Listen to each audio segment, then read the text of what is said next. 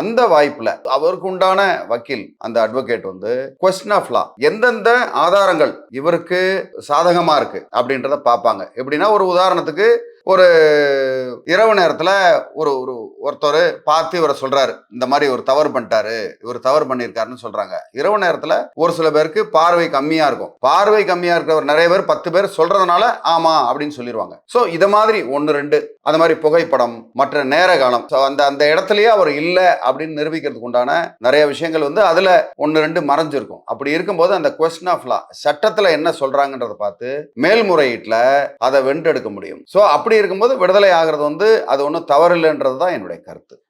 Sir இப்ப இத பார்க்கும்போது நீதிமன்றம் தீர்ப்பை மாத்தி கொடுத்துட்டாங்களா சார்? அப்ப ஏன்னா முதல்ல வந்து அவர் குற்றவாளி அப்படின்னு சொல்லியிருக்கிறாங்க. அப்பவும் அதோட வீடியோ ஆதாரங்கள் எல்லாமே பார்த்து தான் இதை பண்ணாங்க. அப்ப இதை வந்து ஒரு 8-9 வருஷ காலம் அவரு உள்ள இருந்திருக்கிறாரு இல்ல சார்?